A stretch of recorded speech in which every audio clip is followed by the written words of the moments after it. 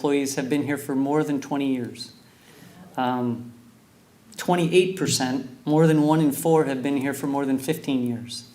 So there's something in the water, and for me, the MVCC Hall of Fame event celebrates the legacy of faculty and staff who gave years of dedicated service to the mission of the college to provide opportunities for our students, to help them be successful and enrich our community, region, state, and country. And they all served in a way that hardwired that organizational DNA that I just talked about to establish a strong organizational culture that is mission-driven, student and community-focused, and ever-adaptable to stay relevant in ever-accelerating times, and make sure that it's okay to have some fun along the way, I wouldn't be surprised if you hear tonight. The MVCC Hall of Fame's class of 2022 represents all of that and more. Those of us here on the current payroll are trying to continue their tradition of excellence as we stand on the shoulders of MVCC giants, and we have 4 with us here this evening.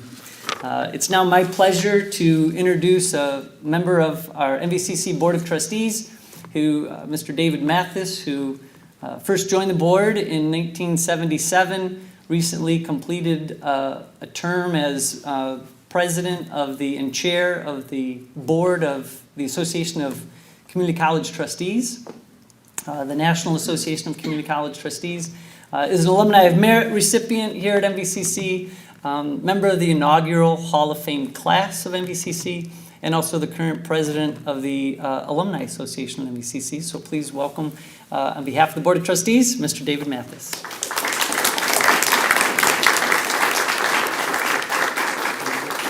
President. Good evening. It's my pleasure on behalf of the selection committee to welcome 4 new members. I'm very pleased, but my words I want to say before I get into the committee's thank you is that, yeah, I've been around MV for a long time. I took my first class here at MV in September of 1966, matriculated in 1968, graduated in 1970. So most of you in this office, somewhere along the way, our paths have crossed, because I think I've been around MV almost my whole life, and it's been a pleasure. As Randy and I were talking, yes, I was on the inaugural selection committee for the Hall of Fame. I'm not sure exactly how we did it then, but both Mike Schaefer and myself were inducted, and we didn't have, you talk about nepotism, and we didn't care. We got in, so I was happy and pleased. But MV's been a part of my life. It's what made me who I am. And I think all of you, both the inductees and those who sit in this audience, had a lot to do with that. You know, MV's deep in my soul. I think the opportunities that the college has given me in terms of my personal life, my professional life, and my play life all tie back to this college.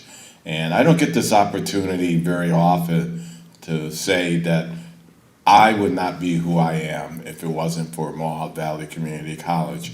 I've had the opportunity to attend so many MVCC events over the years, I can't remember most of them. But a few weeks ago, the college had a coming out day. Somebody invited me to come, and it was a drag queen show.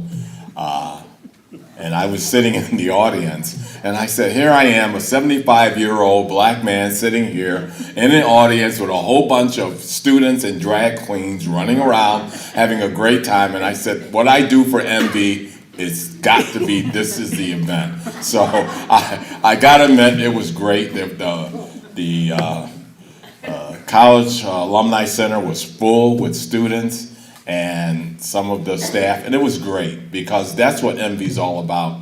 Some people talk about diversity and equity and inclusion and making everybody feel like they're wanted. MV does it, and all of you have been a part of that. And I think those individuals, those 4 individuals who I think along the way I've served with in one way or the other, are part of that culture that the college is all about. And as Randy said, he's been around 15 years, which is a long time for a president. We plan on keeping him.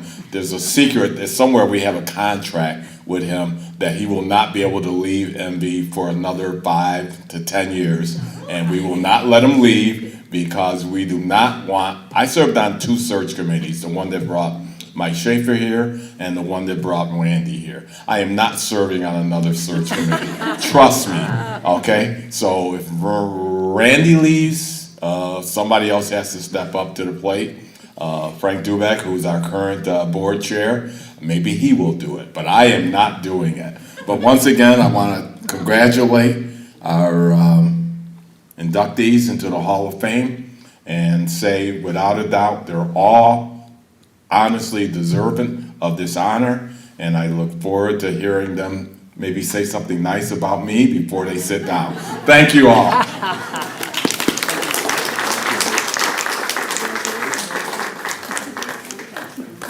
I don't know about any 5 or 10 year contract. All I knew, I just feel a lot of guilt trips is you can't leave. So I'm talking to other community college presidents. I know I sometimes say the dirt is not browner anywhere else, but we have pretty good green grass here at MVCC. So our first inductee, it's my pleasure to say a few words about Eileen Daly. She served as the executive assistant to the president of MVCC for many years. First under President Michael Schaefer, and as Dr. Schaefer retired, she then played a pivotal role in onboarding a new young first-time president who was really hoping to get off to a good start, and that was me. So she served the 2 of us in different ways that we had different needs, certainly as a longtime veteran president and a brand new president. She assisted with speeches and presentations and was instrumental in helping the college complete its reaccreditation self-study with the Middle States Commission on Higher Education in 1998 and a very successful visit 10 years later in 2008. As a result of the spring 1998 visit, the college was immediately tasked with developing a strategic plan. She was a member of the newly formed Strategic Planning Committee and worked with fellow members to ensure that the planning process would meet the accreditation guidelines and that follow-up reports were submitted to Middle States in a timely manner to secure MVCC's solid accreditation status. She also served on many committees that assisted and benefited the college and community in a variety of ways. And when I first arrived in 2007, I honestly thought she was on every committee. Because, every committee. And even if you weren't on the committee, you still went to the committees. So she helped make MVCC's annual galas successful, which served as fundraisers to support students. And she served on the College Safety and Security Committee and was a member of the Crisis Response Team and played a pivotal role in helping to develop the college's first emergency response plan in the wake of the 2007 Virginia Tech tragedy. In the community, Eileen served on the board of the Women's Employment and Resource Center, assisting women by helping them develop their economic and personal independence. Her influence led other women at MVCC to join Work's mission, and several colleagues at the college joined to act as mentors, a legacy that continues to this day, 15 years later. Personally, I can say that Eileen's leadership style of seeing the best in people, giving grace to those who need it when they need it, and modeling the best of what a modern leader is on a daily basis made a lasting impression on me. Her intuitive and timely counsel was invaluable to me as a new president. And when she came to me toward the end of my first year and told me that she was going to retire, I couldn't believe it because it felt like she had so many years left to give and do and be, and thought she was at the peak of her game. And she said, "Randy, you just need to redesign this position to do what you need it to do." And so I reimagined it to ensure that her influence would live on beyond her time here. And as the position has evolved over the past 15 years, that position is now the Executive Director of Organizational Culture and Wellness, with responsibilities to intentionally support professional development, employee recognition, and employee wellness that leads to organizational wellness, and keep this ever-evolving culture strong for years to come. So even though she's not in the position, her influence is in the job description. So it is my honor to welcome Eileen Daly to the 2022 MVCC Hall of Fame class.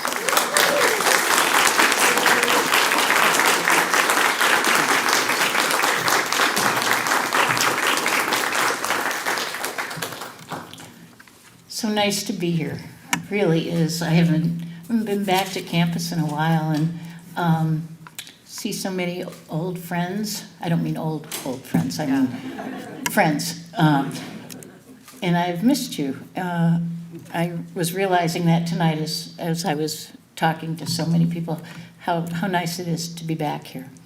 I want to congratulate Randy, especially on his leadership, and as you were describing the position, I thought, gee, I should have stayed a little longer. Sounds really good. But my time here, I came to MVCC, unlike a lot of you, nearing the end of my professional life. I had, prior to this, run a graduate program for Chapman University at Hancock Air Force Base, and I did that for 21 years. And then their board decided that they didn't want to have out-of-state programs any longer, and so they closed the Syracuse program, and that was kind of my baby. And I was 53 years old, I believe, when that happened. So I thought I need to do something different, and saw this application for,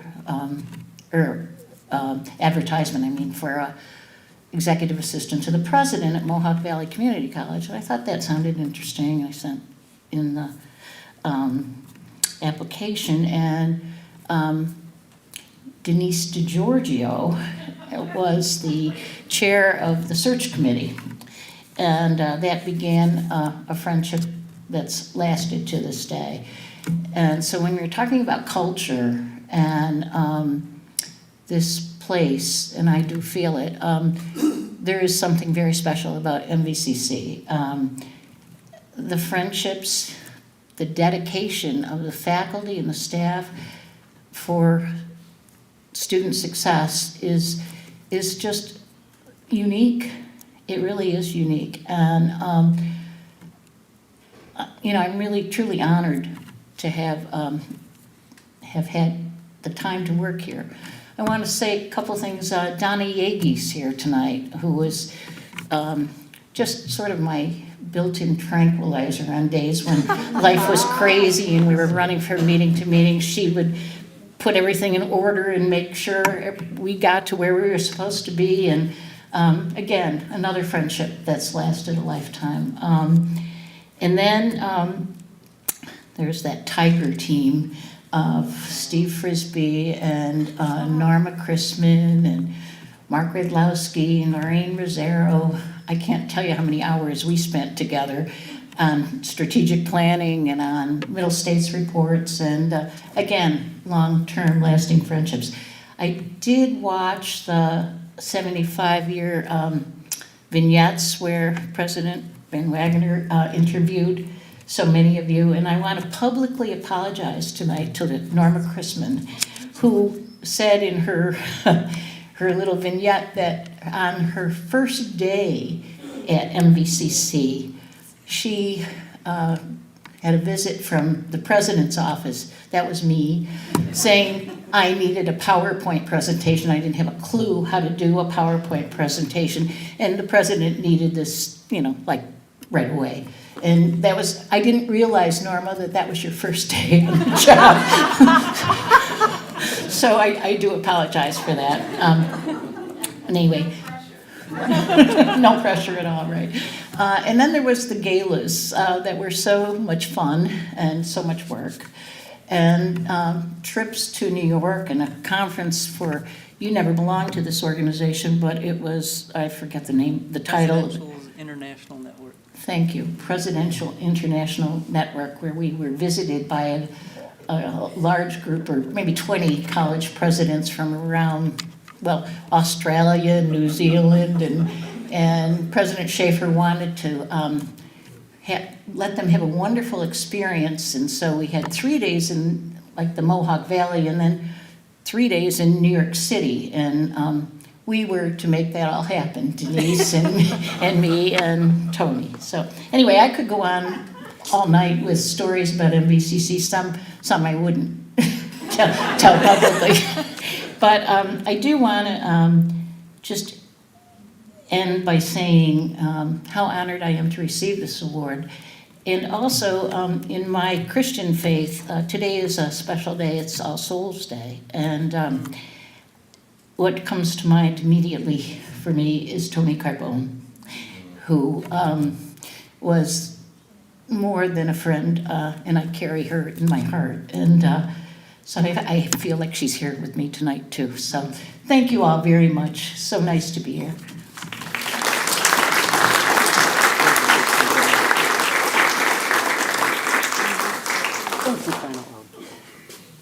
Eileen, and then there's this. That's what you, when you go first. Sorry. No, I'm sorry. Oh, Here we go, and then Sharon's got us right here.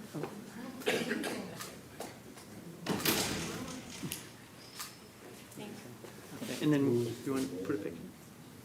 You can, whatever You you want want, to? you can take it, sure. Okay, good. Okay, she'll hold. Okay. Very good. Thank you, Eileen. Our next inductee is Dr. Sandy Engel. Professor and Administrator Emerita, Dr. Sandy Engel, joined MVCC's English department in 1976. She taught an array of courses throughout her tenure before becoming head of humanities, the humanities department in 1989. And she served the students and faculty well, always encouraging others to pursue opportunities for growth.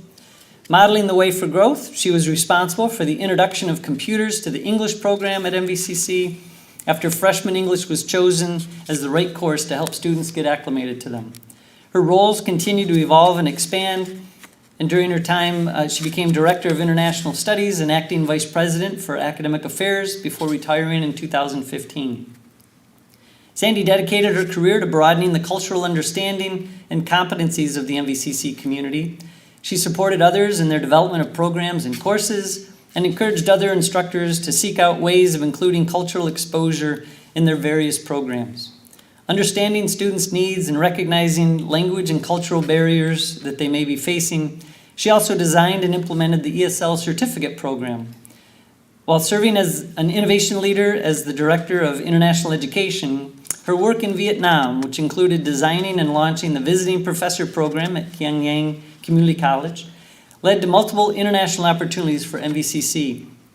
She also led the effort for KGCC to improve their information technology curriculum, and the KGCC faculty and staff, I can honestly say from firsthand experience, adored Sandy. I couldn't remember, was it Sister Sandy, Aunt Sandy, or Mother Sandy? It was one of those.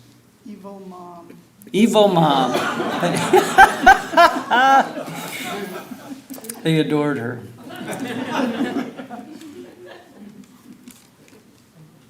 She was not only an incredible ambassador for MVCC, but the United States as well.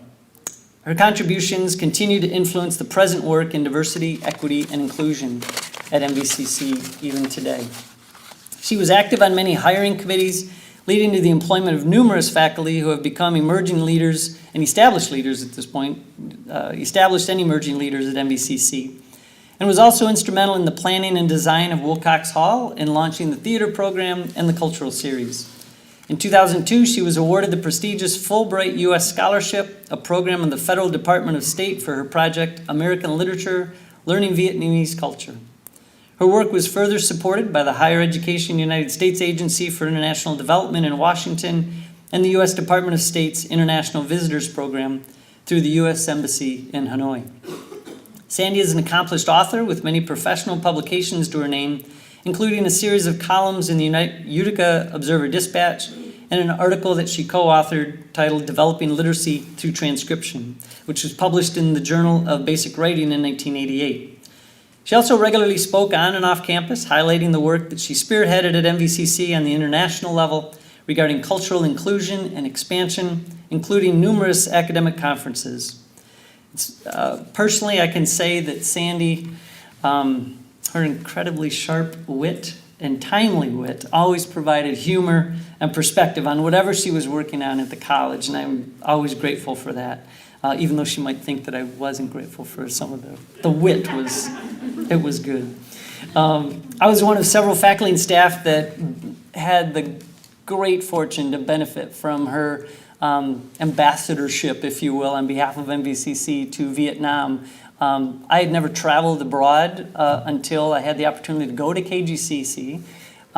Fortunately, Sandy was there to guide and lead me, and had another faculty member join the trip as well. And I think it is as opposite of our culture as you could imagine from someone who had never traveled abroad. And every meal, every day, it seemed every hour, I encountered something new to me. And Sandy was there to calmly explain what was happening, to prepare me for whatever we were going into with the college or at a governmental meeting or anything. But there was one time where it was pretty hot. It was June in Vietnam, and like really hot. And this one day, I can't remember where we were. It felt like we were at a park or something. And I had gotten used to people looking at me because there weren't a lot of Americans where we were. And but boy, this time there seemed to be like a lot of people looking, more so than normal. And now they're taking pictures. And I'm wondering why. And I think I had to go somewhere, and I came back, and I said when I came back, they were like surrounding me a little bit. And I asked Sandy, what is it? And she goes, well, you're wearing shorts. And I said, well, it's hot. It's so hot. Of course I'm wearing shorts. And she goes, shorts are pretty rare on men in Vietnam. And I guess, I didn't tell you about the dress for that day. And I was just going to let it go to see if it, how it went. And I said, well, it's been okay up until now, but now I'm a little self-conscious for the rest of the day. But nonetheless, again, same as Eileen, so many stories, particularly from Vietnam, could be a whole workshop of what that experience was for me. But to this day, I remain grateful for Sandy's guidance and support through that incredible personal growth experience. So with that, it is my pleasure to welcome Dr. Sandy Engel to the 2022 MVCC Hall of Fame class.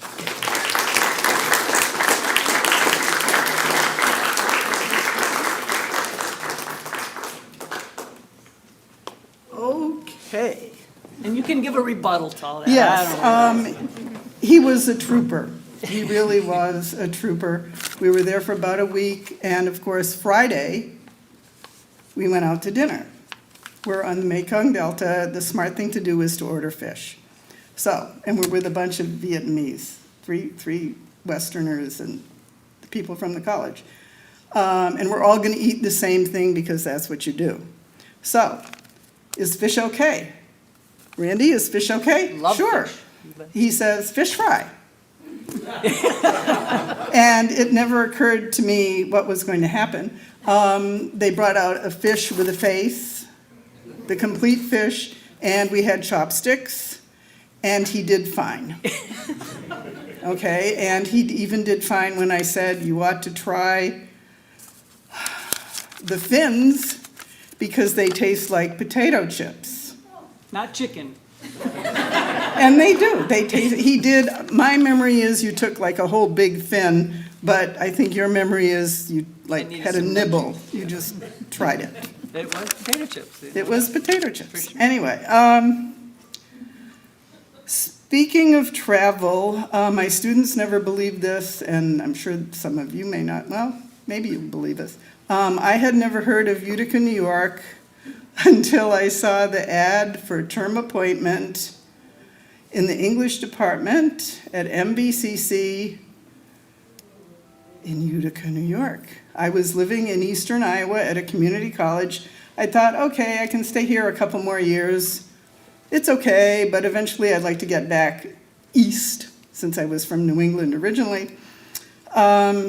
So I went to the school library and looked in the atlas and applied.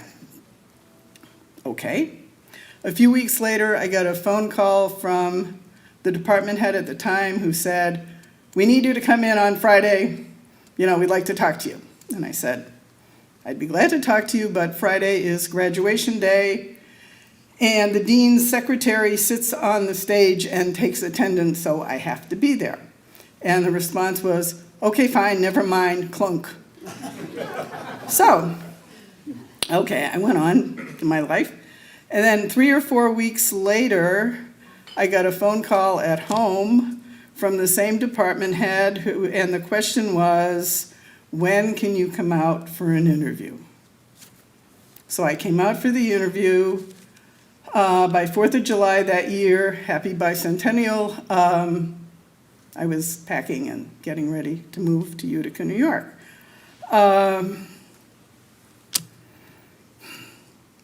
Much of what I've done here was not planned. Some of it I did kind of nudge along. A lot of it was just serendipity, I do believe.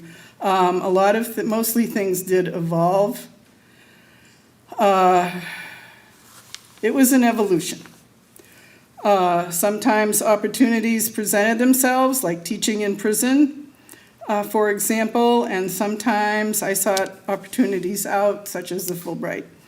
Over the decades, I was fortunate to have support and the help of family, friends, and many good colleagues. It's nice to see you in this post-COVID world. You know who you are. And colleagues overseas. There was a lot of work. There were a lot of Friday nights I went to sleep at like 7:30 because I was so exhausted, as we all do on occasion.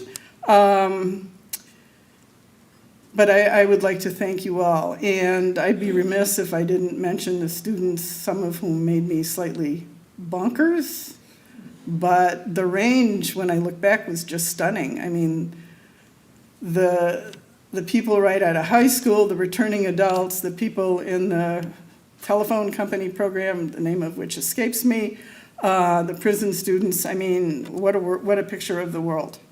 I am especially grateful, in addition to all that, for the sabbaticals and leaves of absence that our very favorite Board of Trustees were always generous enough to give me. You made it possible for me to get a PhD. Thank you for that, and everything else.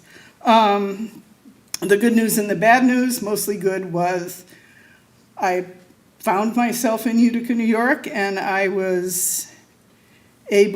had a job that made it possible to have a certain way of life.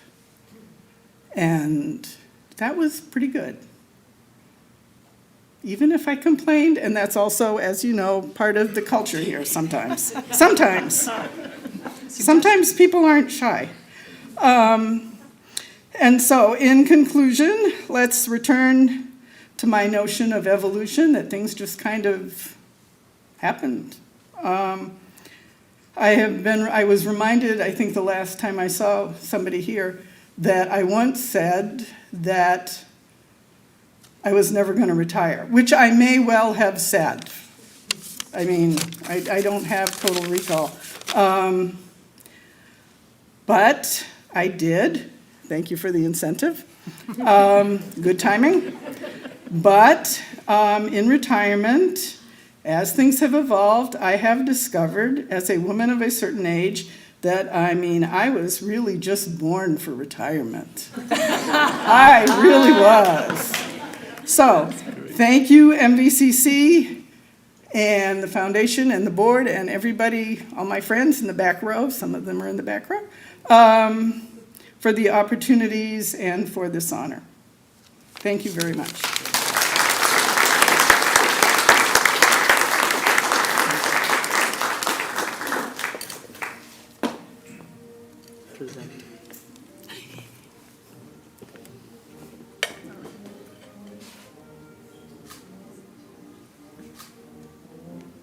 What is that It's music? your walk-off music.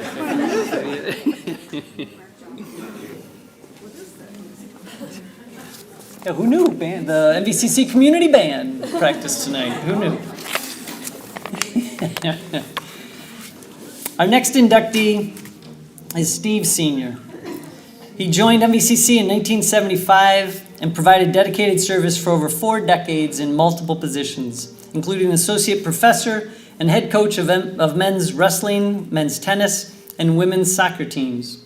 His influence benefited the college community both in the classroom and on the field, and his exemplary coaching led many of MVCC's athletes to new heights.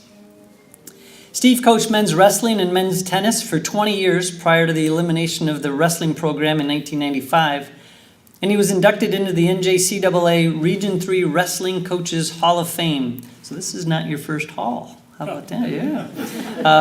In 2000.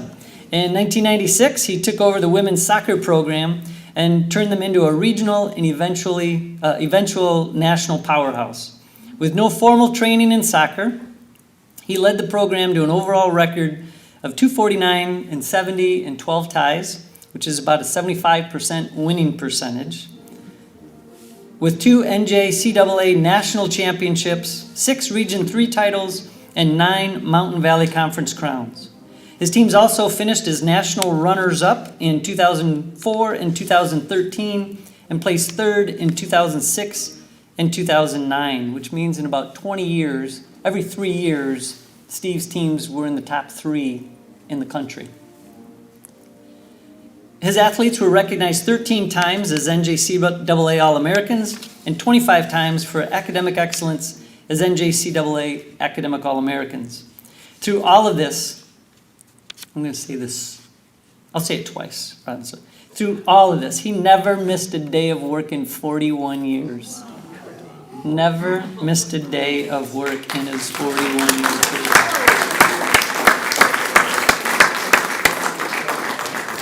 Even if that's not true, Steve, just let it be because it's beautiful. It's amazing. Off the field, Steve served the college as a member of the College Senate, the Academic Program Review Committee, Academic Advising, Foundation Golf, College-Wide Curriculum, Traffic and Safety, Middle States Accreditation, and IBCC committees. In the community, he also, Eileen was on all those committees, by the way, as well. He earned a master's degree at Southern Connecticut State University and a bachelor's degree at East Stroudsburg College, where he was a standout wrestler. And as a student athlete myself, I got to play golf and basketball at a community college, and I often say I learned more through my athletic endeavors than I ever did in a classroom for how I'm wired and how I go about my work, and it's all because of the influence of coaches on my life. And Gary Broadhurst, who unfortunately was unable to join us this evening, our athletic director for the last 25 years, once said the reason all the soccer coaches hate Steve is because not only does he win, but he wins because he's just a damn good coach. All the soccer coaches who were soccer players, they're getting beat by this wrestler, and it would drive them nuts. And Gary said that reputation just followed him everywhere, that created this angst among these other coaches and frustration. Like, how is this wrestler beating me? And Gary said it's because Steve knew his players better than any of those other coaches. And he would move them around from offense to defense and just move them. He'd recruit an offensive player and they'd fit best as a defender, and vice versa. Move them around within the season just to gel the team and create the team dynamic into a winning formula. Even saying one of his national championship teams was not really his best team of athletes. I don't think no parents or anybody's in the room from any of those teams, but they weren't the best athletes, but they were the best team, and he got the chemistry right. So he was always looking for that team chemistry that allowed him to support those players and guide them to these national prominence with multiple national championships and national placement. That's just the performance and the results on the field. But as a student athlete, knowing the impact that a coach can have on the players, including one Deanna Farah Oriens, the executive director of our foundation. That's where the impact really is, and the legacy continues on in the same way, faculty in the classroom. So with that, it is my pleasure to welcome Coach Steve Sr. into the 2022 class for the MVCC Hall of Fame.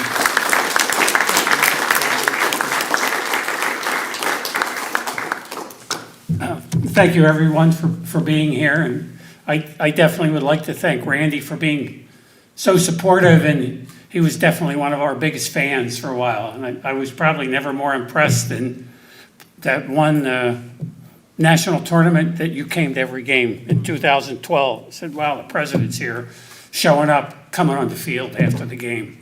And that meant a lot. Of course, his daughter was a high school soccer player at the time. So I was here a long time ago.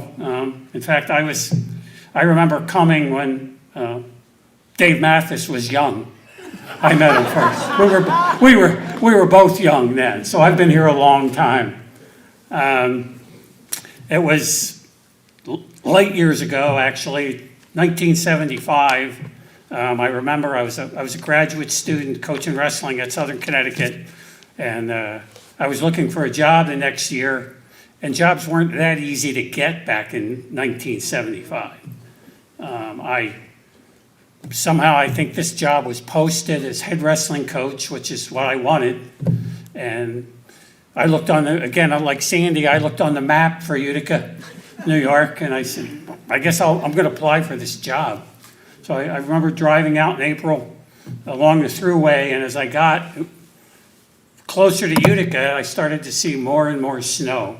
And I think there was about 3 feet of snow when I got here. And I met with Bob Jorgensen, who was probably one of the best guys I ever knew.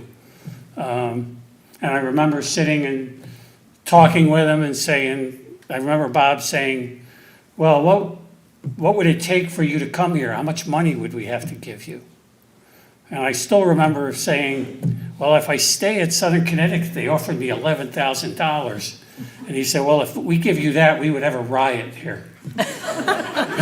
He said, I'll offer you $9,800 to come here. So I wanted a head coaching job, so I said, yeah, I ended up taking the job and moving here. And then when I got here, I said to myself, well, I'm in upstate New York. I'm originally from the Philadelphia area, so it was kind of a different move for me. And I said, I'll probably stay 3 or 4 years. So about 5 or 6 years later, I was teaching an evening racquetball class down at the gym, and we used to have a lot of adult students there. Son of a gun, there was a good-looking girl in that class, and I was single. And I ended up meeting my wife there at Mohawk Valley in a racquetball class. Actually, we used to have a lot of good times in those racquetball classes because I had a group of GE workers that used to sign up for the same Monday night class. And we all became friends over years, basically. And that was kind of the class that they kept track of us, like, wow, you guys got married, you did this, you did that. So here I was retiring 41 years later at Mohawk Valley after coaching a number of sports. I mean, I started out with wrestling. I really enjoyed it.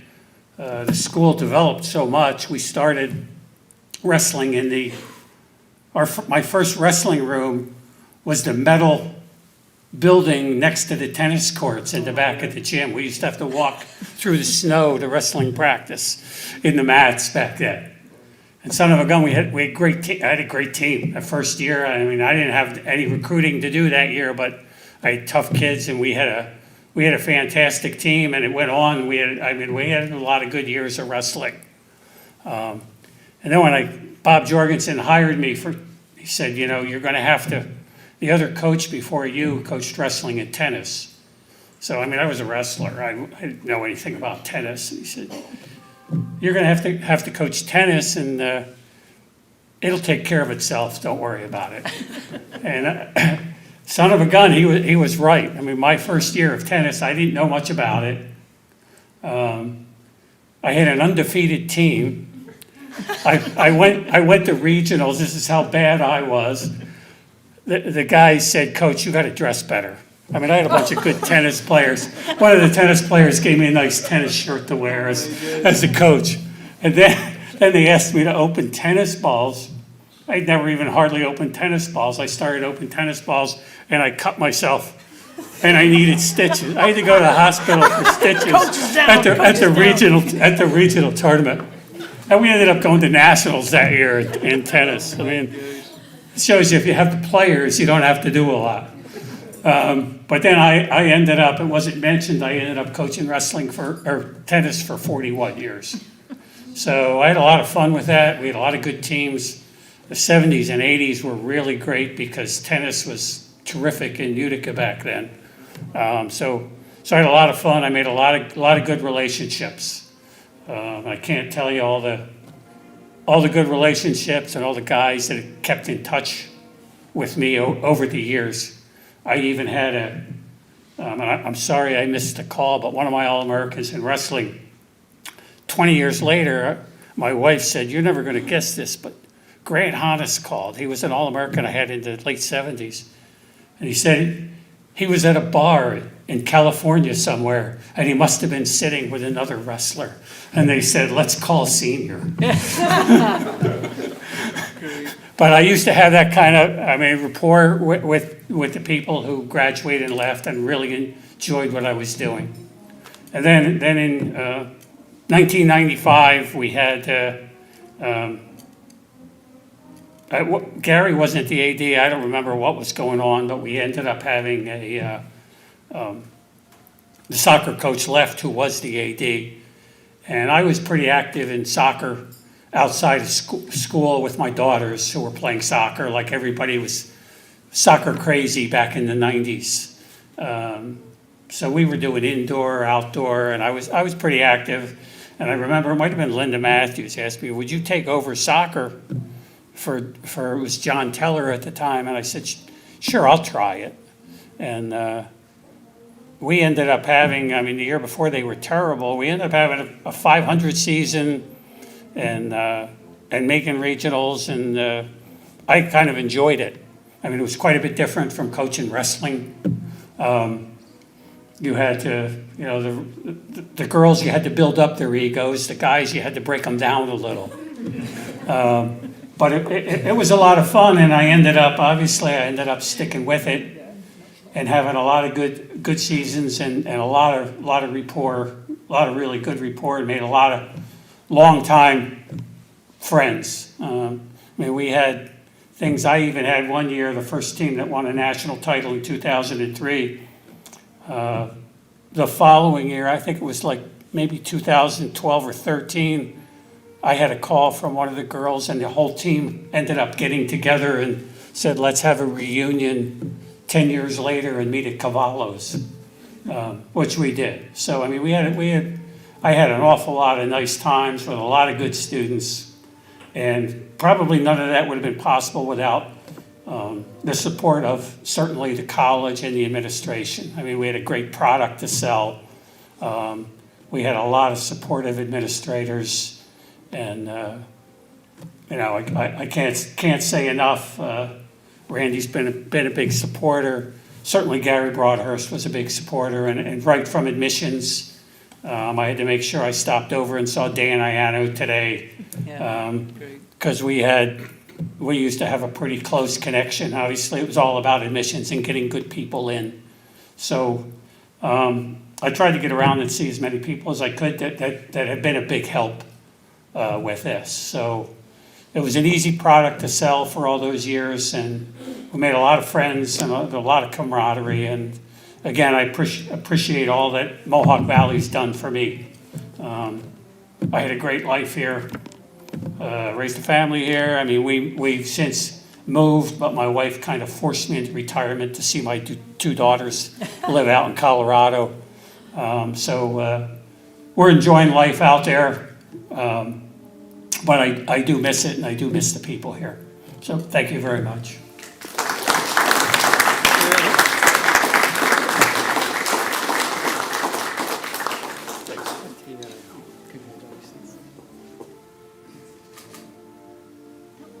Stay. Not until she takes it down. Yep, there you go. It's too bad the bios are already baked in and locked in because it probably wouldn't have played very well if Steve knew nothing about tennis and took the team to the national championship and cut his thumb and whatever. That would have been, national tournament, I should say, yeah. Our final inductee in this year's class is Professor Emeritus Dr. George Strong, whose service to MVCC spanned 32 years with distinguished contributions to the psychology, human services, and education programs. As a full-time professor, George taught both day and night courses at the Utica and Rome campuses. He was the first to serve as department head of psychology, human services, and education, a position that he held for 18 years. During this time, he developed and implemented programs and curricula and staffed the department with full and part-time faculty, which at its peak was responsible for more than 500 students. His contributions allowed MVCC to fill a need in the community in the 1970s when New York State was seeking help to meet educational needs for its entry-level employees in the human services field. George's impact went beyond providing for his students' needs, as he was also instrumental in encouraging his faculty to pursue professional and personal development, including 6 members who completed their doctoral degrees during his service, strengthening the department's quality of education. He shared his personal passion for art and judo by helping to develop a physical education course in judo, which he also taught. And George was also personally responsible for bringing a national judo tournament to MVCC. He has been an active presenter before many groups on topics including psychology, martial arts, and sculpture. His artwork has received numerous awards, and he has generously donated several pieces to fundraisers at MVCC. His professional achievements include the MVCC Excellence in Teaching Award in 2001, the SUNY Chancellor's Award for Excellence in Teaching in 2002, and the Service to Youth Award in Utica from the YMCA. He's also a member of Psi Chi, good for me. All right, Psi Chi, the International Honor Society in Psychology. And personally, I can say George was retired before I arrived at the college, but I've gotten to know George through his regular attendance at various emeritus events put on by the foundation. And through our conversation, it's just evident to see his love for the college and his passion for the mission, and just how that shines through when you get him talking a little bit about the college for any length of time. And it's easy to see the meaningful impact that he had on the college throughout his 32 years of service to the college. And for that, it's my honor to welcome Dr. George Strong to the 2022 class of the Hall of Fame.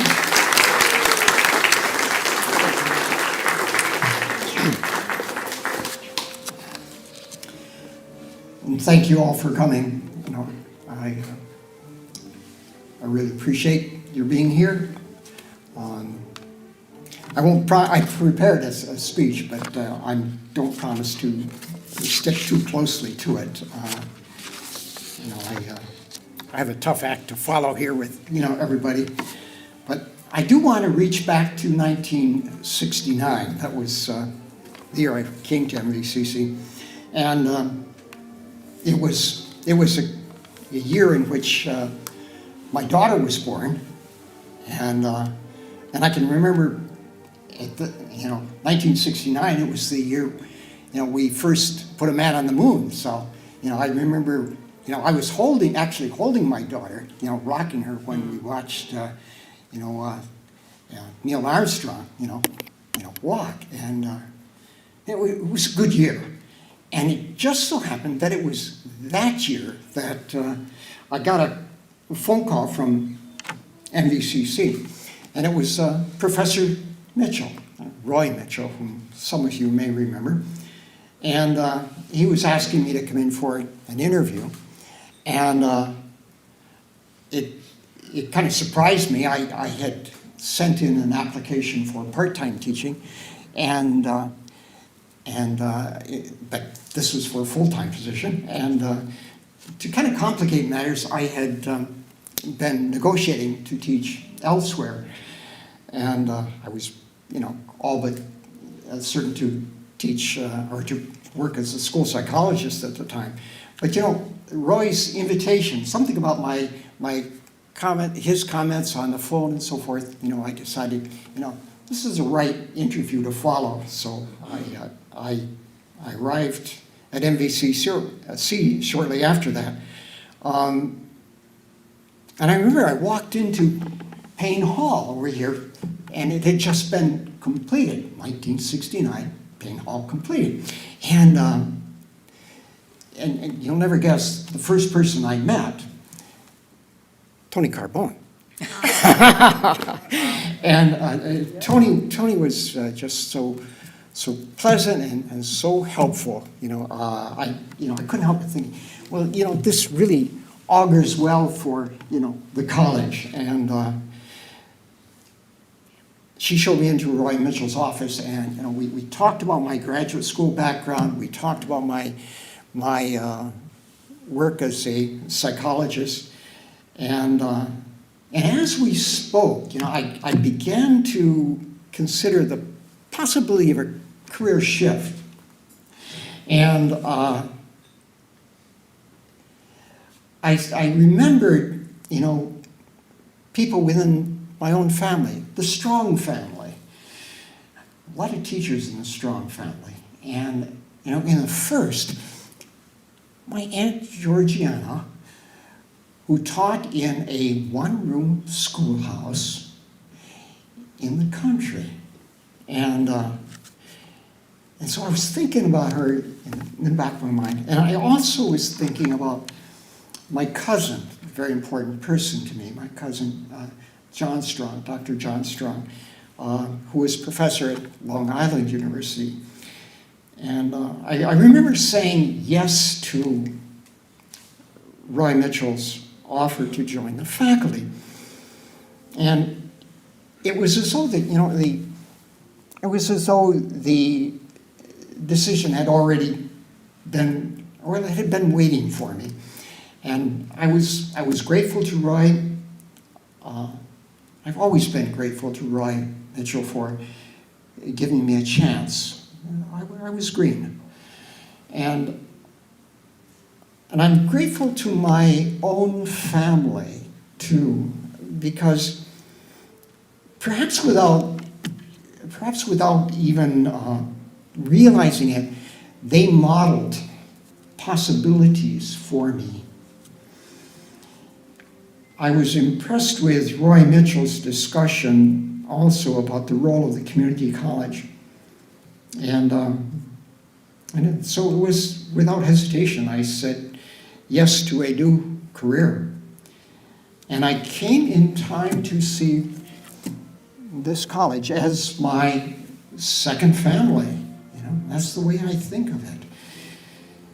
And you know, initially I was part of a very large general education department. And I always thought that was an opportune place for me to start because I appreciated I came to appreciate the necessity of dialoguing with other disciplines, you know, while teaching and also while developing curricula. I was schooled in the importance of our mission as a community college to reach out, to meet the needs of the community, and the importance of excellence in teaching. You know, we came to think of excellence in teaching as a near sacred responsibility.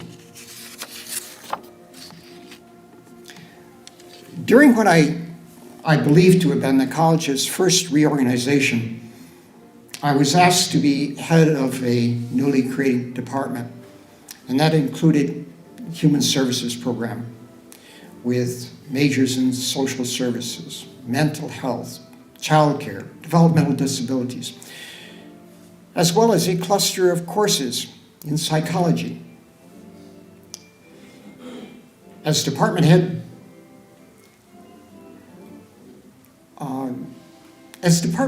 you know, I was never alone. I had a small faculty. We worked together. I often thought about the adage, we stand on the shoulders of others. And I think it's true in life. I think it's also true in education. And there are individuals that I feel are very important and need to be remembered. Those who had shoulders to stand on. There was Professor John Stratton. I don't hear too much about him. But John developed the original human services model, name to be remembered. And there was Dr. Jaak Rockfeldt, first coordinator, placed community interns, taught courses in mental health, psychology. Jaak and I worked together as a team. And, the program was just being conceived at that point. And there was Dr. John Rybosch. He was our first PhD in the department. And he stood apart. He was a scholar. We don't hear too much in a community college about scholarship, but he was a true scholar. And he was widely recognized for his Piagetian research. There was Nicholas Poulos, who was not long with us, but Nicholas developed with distinction, I might add, our alcoholism and substance degree program. And he did it in concert with community agencies. There was Dr. Andrew Kinney. Dr. Kinney relocated with us from a sister college in order to come closer to Syracuse University. And so he came here to pursue his PhD, and he did complete his PhD while with us. And in many ways added kind of a developmental psychology focus to the department. There were others. Josephine Alexander, whom I see here, in working on the child care program. Ian Cormican, working on the social services program. And Professor Sewell, whom we recognized last year as Hall of Fame winner. Professor Sewell was part of our department, the psychology, human services department, before he went to the Rome campus. And he taught courses in measurement and learning and introduction to psychology, always with distinction. These are a few of my colleagues, and they shouldn't be forgotten. Their names need to be spoken once more, if only to allow us to step in times of challenge onto their shoulders, to step on their shoulders when a wisdom figure is needed, and to step on their shoulders when we need to see a little bit further. Thank you.